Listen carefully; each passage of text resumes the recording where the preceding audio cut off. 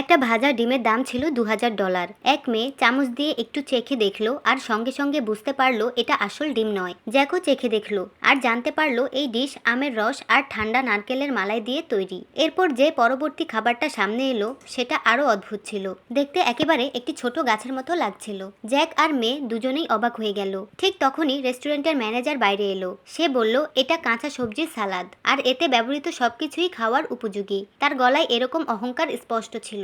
Jack তার আচরণ একদমই পছন্দ করলো না। সে সালাদ তুলে নিয়ে সরাসরি কিচেনে চলে গেল। সেখানে জিমের সামনে দাঁড়িয়ে বলল, আমি এখানে খেতে এসেছি, ম্যাজিক দেখতে নয়। কিন্তু জিম এতে কিছু মনে করলো না, বরং সেরা মানের ওয়াগিউ বিফ বের করে জ্যাককে চ্যালেঞ্জ দিল। জ্যাক চ্যালেঞ্জ গ্রহণ করলো। জ্যাক হরিণ পেঁয়াজ কুচি করে গরম তেলে দিল। তারপর বিফকে সূক্ষ্ম স্ট্রিপে কেটে পেঁয়াজের সঙ্গে গ্রিল করতে লাগলো। এরপর জোরালো আঁচে ভাজা শুরু করলো। সে তিলের তেল, জিরা আর বিভিন্ন মশলা মেশালো। কিছুক্ষণ পরেই একটি সুগন্ধময় মজাদার ডিশ তৈরি হয়ে গেল। জ্যাকের রান্নার দক্ষতা দেখে বোঝা গেল সে এতে পারদর্শী। কিন্তু জিম এখনও সন্তুষ্ট নয়। সে ব্লু টর্চ বের করলো আর ওয়াগিউ বিফকে উপযুক্ত মিডিয়াম রেয়ারে সেঁকে নিল। তারপর সবুজ পাতা দিয়ে সুন্দর করে সাজালো। প্রতিটি ছোটখাটো বিষয়ে বিশেষ যত্ন নিয়ে সে বিশেষ কাঠের ধোঁয়া তৈরি করলো আর ধীরে ধীরে বিফকে 30 মিনিট ধোঁয়ায় রাখলো। ফলাফল একটি নরম, রসালো, সুগন্ধময় ওয়াগিউ স্টেক তৈরি হলো। জিম মনে করত প্রথাগত চীনা রান্নার ধরন এখন অনেক পুরনো হয়ে গেছে। সে পুরোপুরি বিশ্বাস করত যখন সে ফিরে যাবে তখন জাতীয় রান্না প্রতিযোগিতা জিতবেই।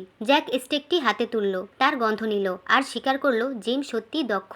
কিন্তু সে কিছু না বলে চলে গেল। জিম এবার কৌতূহলী হয়ে উঠল জ্যাকের বানানো খাবার নিয়ে। সে এক টুকরো তুলে মুখে দিল আর অবাক হয়ে গেল। বিফ এত নরম আর সতেজ লাগছিল, যেন একেবারে সদ্য তৈরি।